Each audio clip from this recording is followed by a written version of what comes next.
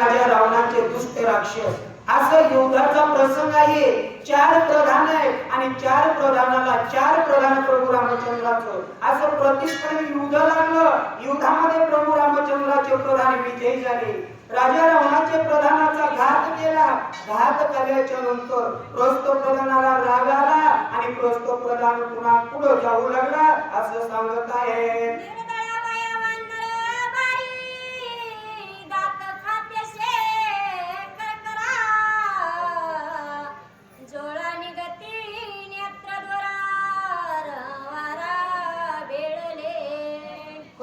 त्या ठिकाणी वानर सैन्याने आपल्या सैन्याचा निपांत केलेला आहे. या गोष्टीचा राग प्रस्थ प्रधानाला आला आणि प्रस्थ प्रधान रागानं त्या ठिकाणी करकर करकर कर दात खाऊ लागला आणि डोळे इतके लालबुंद झाले जसं धुपण निघावा आणि तशा पद्धतीच्या जोळा त्या प्रस्थ प्रधानाच्या डोळ्यातून निघू लागल्या.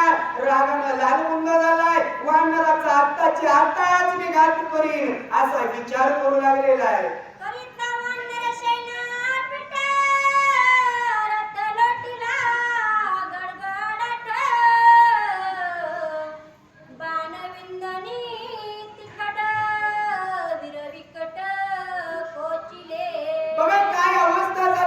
वानर सैन्याला एकाच सणात सर्वांचा नाश करावा असा बेत प्रधानाने केलाय.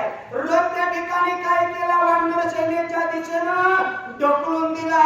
म्हणजे म्हणले काय होईल वानर सैन्य चिंगरून मरते.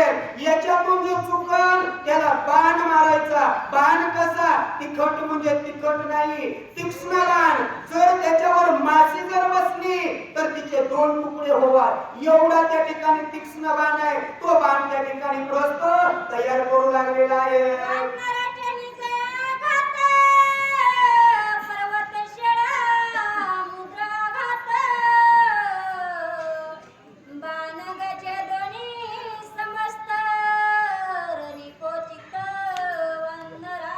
बघा काय अवस्था झाली. वानर सैन्याला मारण्यासाठी रथाची आखणी केली. रथ ढकलून दिला चिंगरून मरते.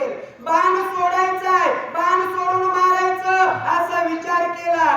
वानराकडे दुसरं शस्त्रास्त्र नाही. फक्त त्या ठिकाणी वृक्ष आहे पाषाण आहे पर्वत आहे. मग त्या ठिकाणी घ्यायचं आणि राक्षसाला मारायचं. एकाने एक विचार केला की दुसरा विचार करतच असतो. मग तसं त्या ठिकाणी प्रतिस्पर्धीचं युद्ध सुरू होऊ लागलेलं आहे.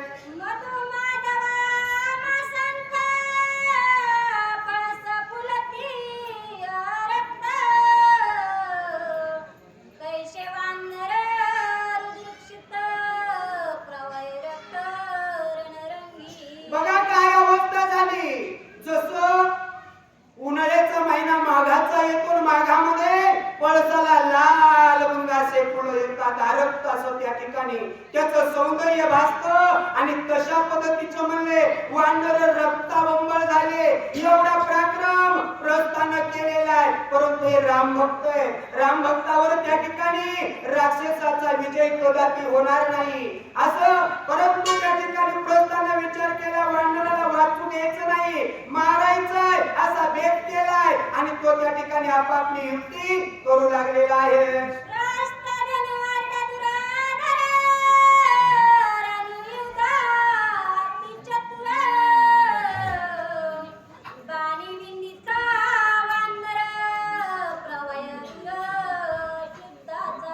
बघा काय अवस्था झाली.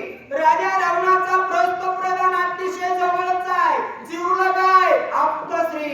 तो म्हणले कसा आहे युद्धामध्ये प्रवीण आहे चतुर आहे. मग त्याने युक्ती काय केली वानरावर बाण सोडू लागला आणि बाण सोडलेला इजा वानर सैन्याला होऊ लागलेल्या आहे. आणि रक्तबंबाळ झालेल्या वानर सैन्याच्या रक्ताचा त्या ठिकाणी पूर वाहू लागला. एवढी अवस्था प्रस्थ प्रधानाने वानराची केली असं वर्णन आहे.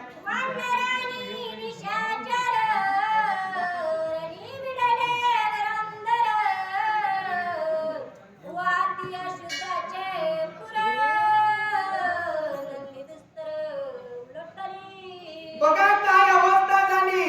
वानर सैन्य राक्षस सैन्य यांचं घोरंदर असं युद्ध सुरू झालेलं आहे. मग एकाचाच मार नाही एकमेका रक्ताला मार आहे. मग रक्तानं त्या ठिकाणी बंबाळ वाहू लागले, रक्ताचा पूर त्या ठिकाणी वाहू लागलेला आहे. एवढं प्रस्थ प्रधानाचे आणि वानर